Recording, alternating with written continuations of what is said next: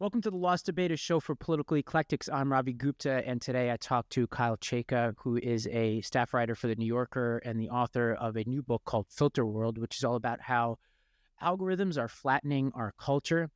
He and I really get into it. This is kind of a continuation of the Nicholas Carr conversation that I had last week. And I would say that Kyle's thesis is a little bit more pointed. It's kind of a next step thesis from Carr's skepticism of the sort of digital world that we live in now, where Kyle is really particularly focused on algorithms, but also how the questions of taste, curation, choice are in some ways made for us in a world where we have algorithms and big tech companies basically pushing out the options that we appear to choose from every day, whether you're on Spotify, Netflix, you're on Amazon purchasing a book. And he goes even further, saying even our physical spaces, like the coffee shops and restaurants that we go to, how those are shaped by our algorithms. It is a provocative thesis, and Kyle was a really good sport. I gave him a hard time about certain elements of the thesis, and then in the second half, we really get to the nitty-gritty of how do you live your life in a world where algorithms have such prominence. I think you're going to enjoy this conversation. Let's jump right in. Well, Kyle, welcome to the podcast. Thank you for having me. Well, your thesis is that algorithms are flattening the world. Let's start with the algorithm part of this. What is an algorithm? In a literal sense, an algorithm is just any kind of equation. So any math equation, any formula is essentially an algorithm. But I think in the context right now, what we're often talking about are recommendation algorithms. So that's the kind of recommended content that's in your Spotify playlist or your Netflix homepage or your X or Instagram feed. And what they do is they're equations that take in a bunch of data about your user habits online, about everyone else on the platforms that you're using. And they crunch all of that data and measure what you interact with and use all of that to predict what you are most likely to interact with and then deliver you that content. And you talk about pretty early in the book that there's sort of two critical components here. There's the structure of the algorithm, but you say that's probably, as important as it is probably less worthy of our attention than the ingredients in the algorithm. So yeah, every algorithm has an equation behind it, and that shows what kind of data it's taking in and what it's taking into account when it makes its recommendations.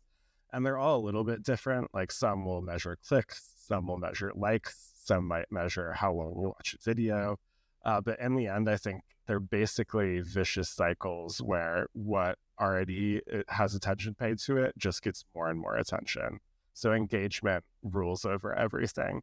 You're basically seeing what's already popular with other people. And when you talk about algorithms flattening culture, one of the sort of examples you give to illustrate this is the idea of the generic coffee shop. You want to talk about this? For sure. I mean, it's become kind of my Moby Dick, like white whale in this whole book. And it kind of inspired me writing the whole book. So in 2015, like 2014, 2015, I would say, I was working as a freelance writer. I was traveling a lot for various feature assignments. And wherever I would go in the world, I would end up at the same kind of coffee shop. And it's a really recognizable style. Like it has subway tiles on the walls. It has mid-century modern furniture. It uses the same kind of ceramic cups. You can probably order avocado toast. Your cappuccino is always going to have latte art. And it was really weird to me because no matter where I was, like I could go to Tokyo, I could go to Los Angeles, I could go to Berlin, I could go to Beijing, I could go to Reykjavik. There would always be this kind of cafe. And it wasn't like a mandated style, like a corporate parent company, like dictating what things looked like. It was these independent coffee shop owners and operators kind of drifting toward the same aesthetic. And eventually, as I thought about that over the years and saw more and more of these places, my hypothesis was that what was connecting all of these places was the new era of digital platforms. So this was like in the heyday of Instagram and its new powers influence aesthetics and where we go and what we consume. So I think all of these global coffee shops were connected by Instagram, and they kind of belonged more to Instagram and more to the Instagram feed than they belonged to the geographical place that they were in. And yeah, connect the dots for us on this. So is the thesis basically that, a couple of coffee shops, a handful of coffee shops at some point have this aesthetic, people start posting about them, they start sharing them, and then others start to take this on, and it basically is like a social contagion through the algorithms? Yeah, it is. It's like a meme. Like we're used to thinking of memes in terms of text patterns or maybe like a reaction GIF. But I think these were aesthetic memes that just traveled really far through this platform. So the subway tile, I think, is like a aesthetic meme that's really persistent around the world right now. And I think, as you were kind of describing, it's a kind of peer pressure almost that is accelerated by the algorithmic feed.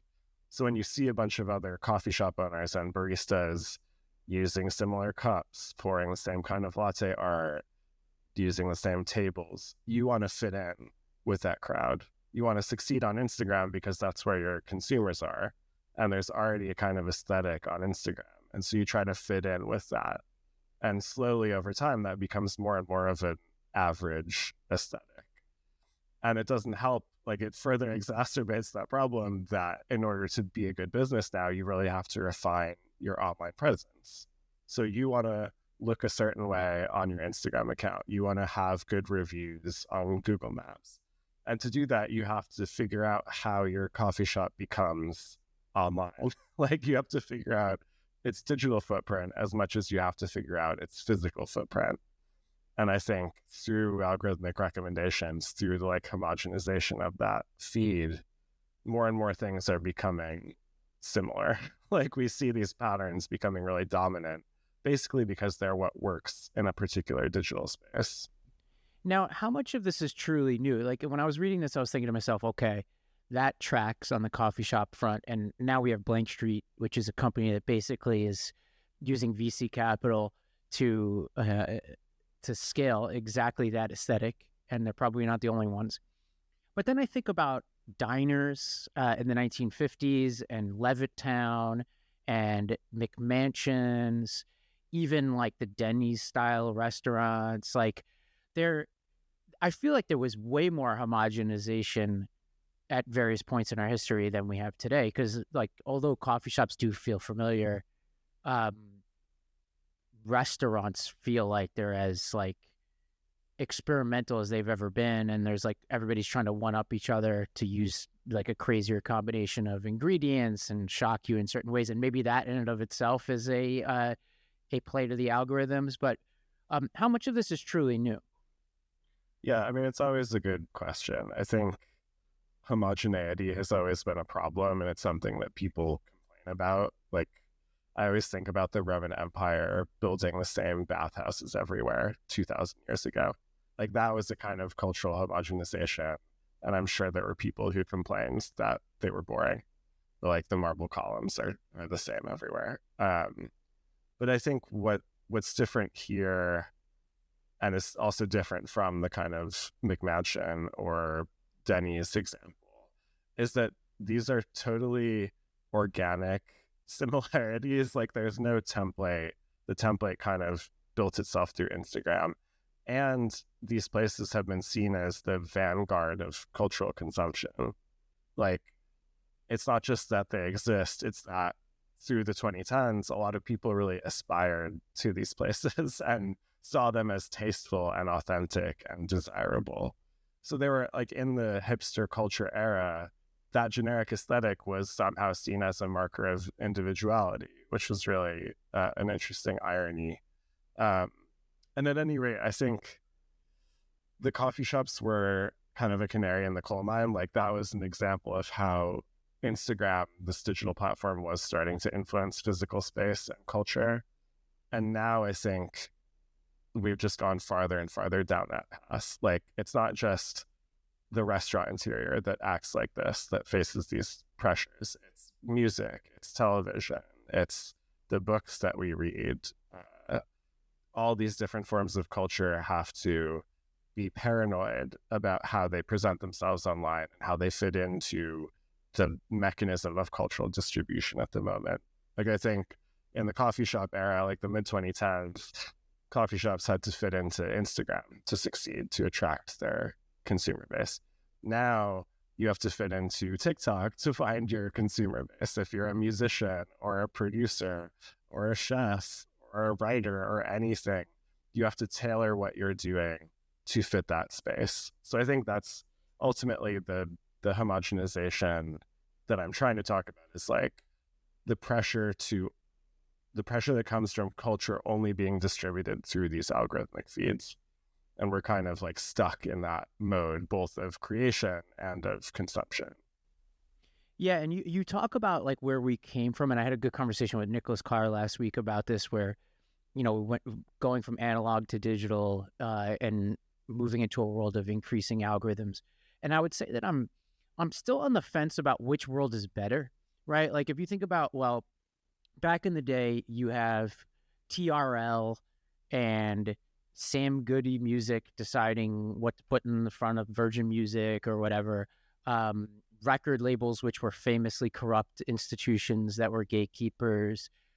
Even the New York Times bestseller list has come under criticism over the years for its decisions and how opaque they are. So, like, who are the tastemakers? Who are the curators? Like, there certainly were huge obstacles, and almost every one of these industries had major issues of sexism, racism, etc. And so you're moving from that, which the nostalgic older millennial of me is like, still has like a certain positive feelings about, and I certainly like the simplicity of it all, to a world now where there are these like big tech manipulators deciding what movie I'm going to watch and what song I'm going to listen to next and all that. And you lay out pretty clearly in this book that a lot of my choices are not my own.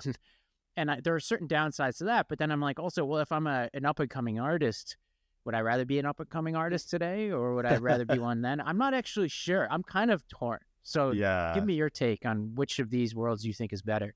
Well, back then, at least you'd be making more money from your music, probably, than Spotify is going to distribute to you. As the internet has emerged as a cultural force in the past decade, there has been this big transition from human gatekeepers to algorithmic gatekeepers. So the human gatekeepers had this ability to highlight a particular voice or kind of broadcast their own individual taste by saying this one musician or this one author is who everyone should pay attention to. And now we're facing a kind of different mechanism where you get distribution if you can become popular online. So rather than one person saying, okay, you're it because I like you, it's that you get 100 views, then you get 1,000 views, then you get 10,000, then you get 1 million. And that's an algorithmic mechanism. I think there are benefits and disadvantages to both of those. I think in the human gatekeeping era, there was a lot of bias at play. There was a huge lack of access to culture, to like participating in culture. Like you needed someone to print your record or publish your book. You couldn't just throw it up online. So that's so powerful and fun and interesting now, and I would never ever go back. But I also think we lose some of that ability to broadcast art and consume art that's not just meant to be popular. Like, I think there's a big pressure now to seek out as wide of an audience as possible, to get as many likes and followers as possible. And that's the major measure of success. And I miss a little bit that sense of finding something new or surprising or something that I completely didn't expect. It's a good question. Like, which would you rather? I think ultimately I wouldn't go backwards, but I would love to see a little more of the human taste making and curation enter the algorithmic systems that we have. Like, the internet is here to stay, and we all love finding so much stuff. We all love the access it gives us. But I think we can still have that with more context, with more sustainable support for creators.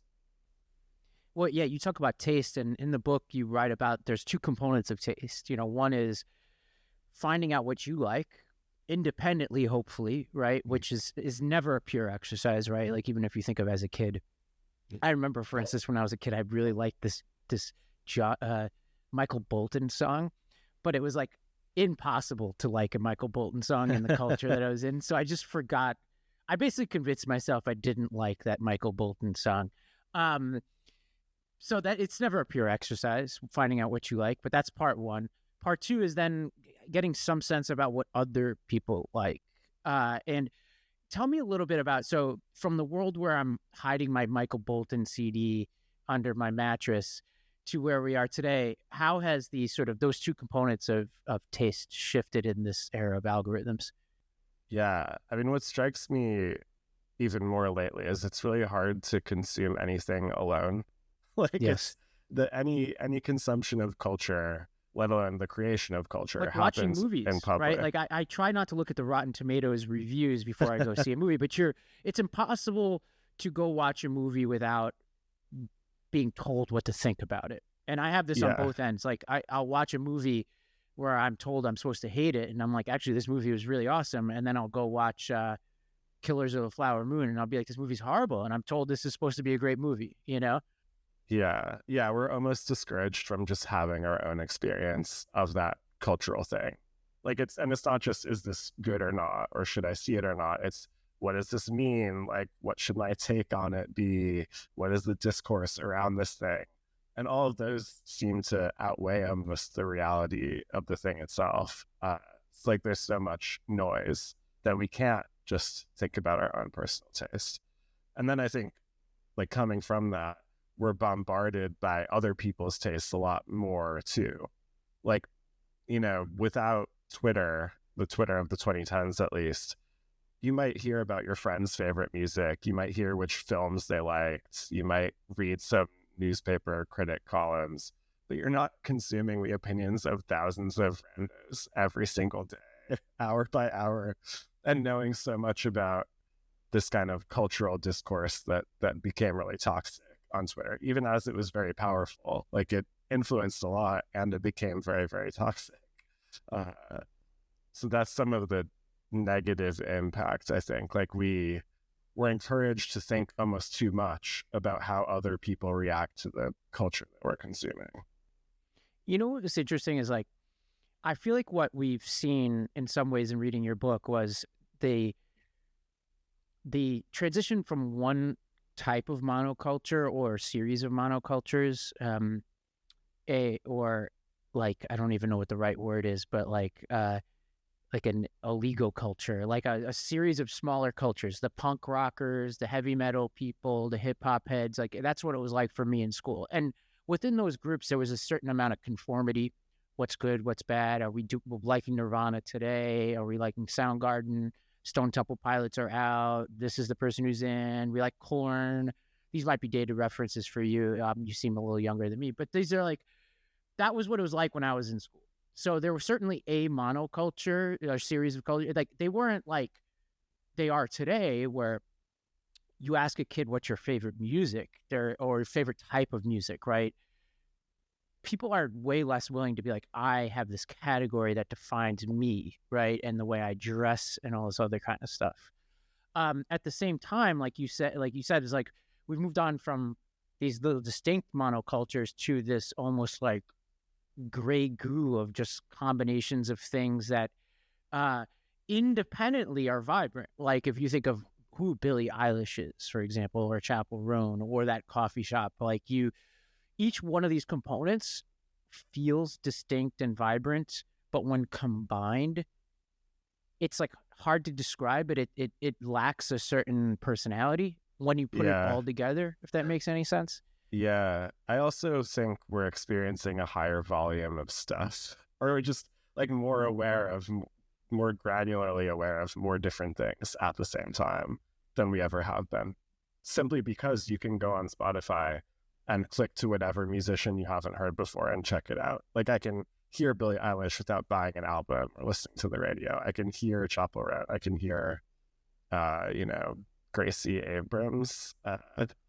Might be too Gen Z for me. But I think, yeah, rather than the like individual monocultures or like subcultures is what we often call them, like goth and punk and stuff, there is this one mass monoculture that I think everything orbits around.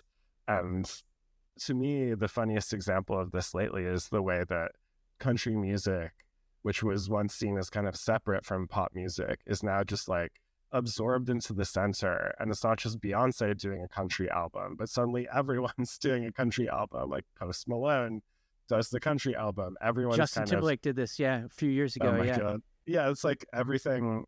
Once one person does it, everyone just jumps in because suddenly that aesthetic or that choice becomes the most like successful. It's almost like evolution, I think. Like once one person figures out the right mutation that succeeds in this moment, then everyone copies them. And the speed of that copying and the speed of the distribution is so much faster because a TikTok or an Instagram can reach 1 billion people in an hour. Like that just did not exist before. And so internationally, like speaking of the mass monoculture, like there's K-pop ingredients in there. There's American country music. There's Berlin techno. Like everything just kind of merges into that gray goo, even though it is interesting. Like there's an interest to the generic aesthetic and to all the influences that go into it, but it can feel overwhelming or just like unavoidable. Like, can't I experience anything that's not like this? Yeah, did you see this Avicii documentary that's on Netflix, which was served up to me, by the way, by the algorithms? It's really interesting, and he is the gray goo. Like, he, rest in peace. But you're watching this and you're like, okay, I vaguely remember this guy for having like a few like indistinct, like to me, like techno-ish type of songs. I'm probably using the wrong word there. And then you're watching this guy and he's starting to incorporate different elements of different types of music. And, this guy probably looks in the mirror and sees Paul McCartney. And I'm like, okay, when you compare this to, for instance, I interviewed Bob Spitz over the summer, who wrote a book about Led Zeppelin, right? And he's written a bunch of books about a lot of musicians, but what was interesting about the era of Led Zeppelin was there was global influence. They were influenced by blues music, and Bob pointed out that the reason why this generation of iconic bands in England were influenced by blues music is that service members in World War II left their records behind, right? So it's this slow progression, right? And then a lot of them start spending a lot of time in Mississippi.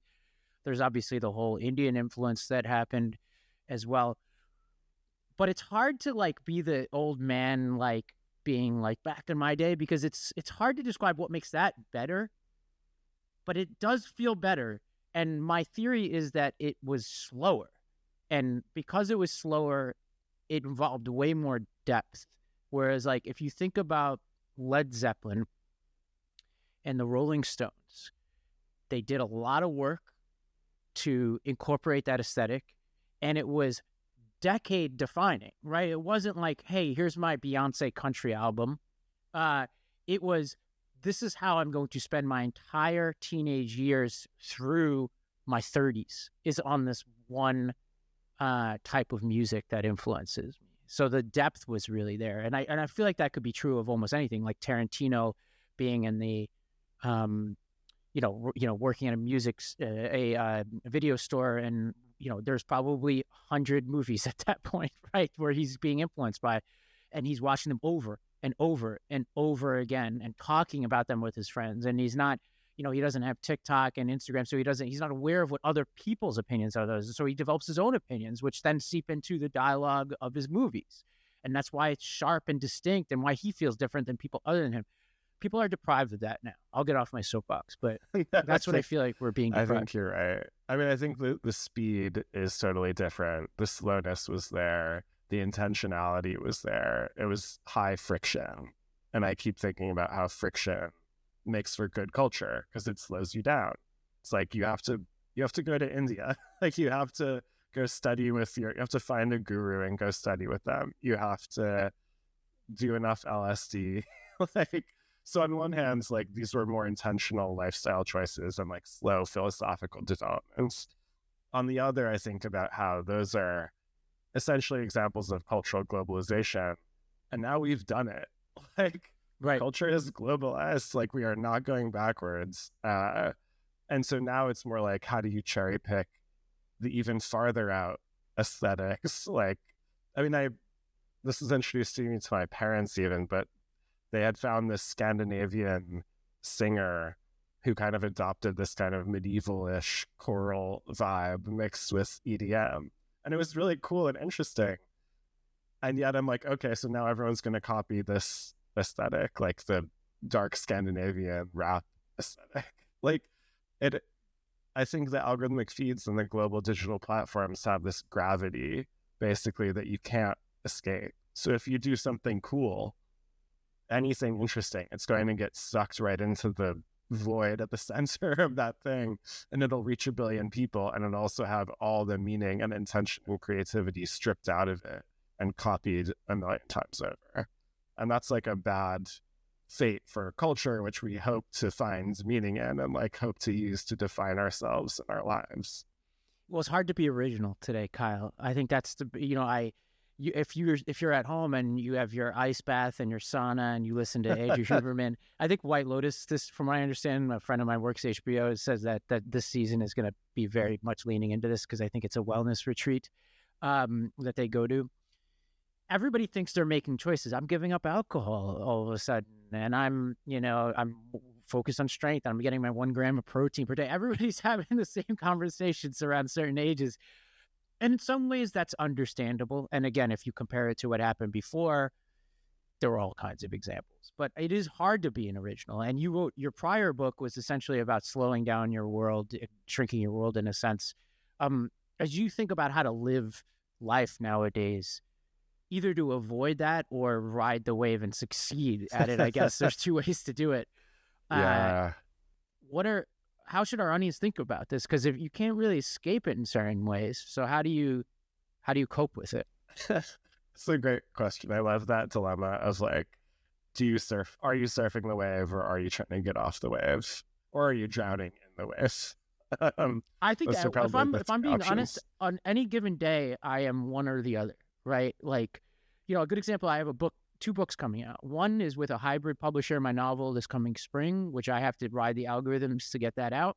And then in 2026 with Penguin, where it's more traditional, and hopefully they figure all that shit out, which I know if they're listening to this, I know I'm going to work with you, yada, yada, yada. Don't get upset. But it's like, when a good example is I get this book deal and I'm like, dream book deal, Penguin, awesome. It's all about my experience.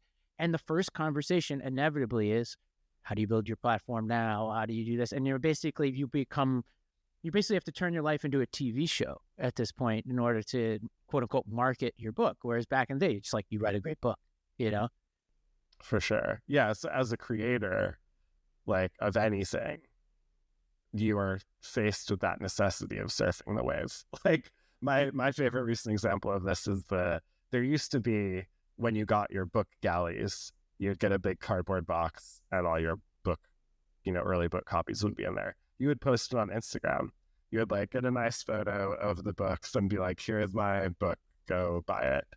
Now that's not enough. Now you have to record a video of yourself performatively unboxing your galleys, which I find so absurd. Like authors, not every author should be on video all the time. Like that is not the point of writing a novel. You are not an actor. You're not a performer. You are a writer. But the pressure to produce that content makes everyone do it. And it's now just like a de facto thing. And that's an attempt to ride the wave. But like, how much does it really do? Everyone's doing that same strategy. And the influencers, the successful creators are already, getting hundreds of thousands of TikTok followers. You don't get the followers because you put out one unboxing video, I guess is the point. So I do feel like we're reaching a saturation point with that surfing the wave too, where it just feels, social media is falling apart right now. We don't know if TikTok will exist in the US in a month. Like X is dysfunctional. Instagram is chaotic. Like maybe the better route as a creator or a consumer is just to say, okay, those things exist, but I'm going to figure out my tastes and my preferences elsewhere. Like I am going to slow down. And to me, that doesn't mean getting offline. It just means looking for better spaces to consume stuff. Like it could be Criterion Channel for films. It could be Adagio, which is a classical music streaming service. It could be buying an album on Bandcamp. It could be subscribing to someone's email newsletter. Like all of those cultural exchanges that happen off the platforms are, I mean, financially more sustainable and better creatively, I think. Like just they produce better culture at the end. Yeah, I think as I was reading your book, I was cataloging all the different ways in which I could slow down certain things that are within my power. And, one of the examples is you talk about how you don't really own your stuff anymore. And I was like, well, I'm really happy that I have all these physical books sitting in my apartment where I've written in them and I arrange them a certain way. And I was thinking about this when I was home recently and I saw all my CDs lined up, the ones that my mom hadn't thrown out yet. And I was like, oh, that was what CDs I had and in what order and what the cover art looked like and the memories I had with them. Those are really important elements of my life. And so I think about these little decisions that you can make. The decision to journal in a physical book versus, like when I took notes for this interview today, I wrote them in a book deliberately because I was like, you know what, like that small act it's just fundamentally different. And it's like a small difference, right, than the 90 other things I'm going to do today. And so, I mean, I sound new agey, and in very ways that what I'm describing is also part of this new monoculture, which is journaling and yada, yada. But I don't know how to escape this nightmare. No, it's very tough. I mean, in a way, the best way to escape it is to be offline. Yes. Is that possible though? I asked this of Nicholas Carr because I read the Johan Hari book, Stolen Focus. Yeah. And, if you read that book, he was like, I'm in Rhode Island somewhere. And he's like, I'm off. And then basically the end of the book was, it's impossible. That was just, he's like, I can't get away from this. I think you can move more of your cultural consumption offline. I mean, Instagram, like during the pandemic, for example, museums and galleries were closed. And I found myself really craving like visual culture. And so I got it from Instagram like that. I followed a bunch more art accounts. I looked for artists and stuff. And that was really interesting. And it exposed me to some new stuff. But Instagram got much worse. Like the algorithm became much more dominant. And when I could go to museums and galleries again, that was a better experience. Like it is better to go look at a bunch of paintings in a museum than it is to scroll on TikTok for an hour. And I think they're answering the same needs, right? Like our brain wants to be entertained by what we see. But the museum is like going to a, tasting menu restaurant or like omakase counter or whatever. Like someone has carefully designed this experience. You can read about the images. You can see where they came from. They're there in front of you. Like, it's just so much better and more fulfilling to go seek that out in real life. And I do think it's kind of happening. Like, what are the cultural experiences that we prize right now?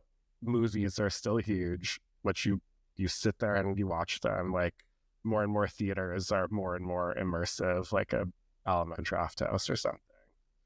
The Brutalist was a great real theater going experience. Yeah, I just watched it this weekend. Great, like artistic experience. Yeah. And I think the other thing to me is restaurants.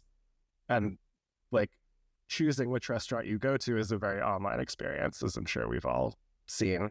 But being in the restaurant is not online. Like you're sitting there in a cool room with, energetic people. You're interacting with your friends. You're eating the literal food. Like that is an offline thing. So I find hope in the movement toward those experiences and the prizing of those experiences. Yeah, and maybe it's a good place to end. And you have to make those offline places offline, right? So like the phone has to go away. In some cases, like I can't remember if it was Nicholas Carr or somebody was describing like it's really important not just to put the phone away, but to protect the entire experience from it. So if you're going to a museum, it's probably better to not take the phone at all with you if you can get away with it.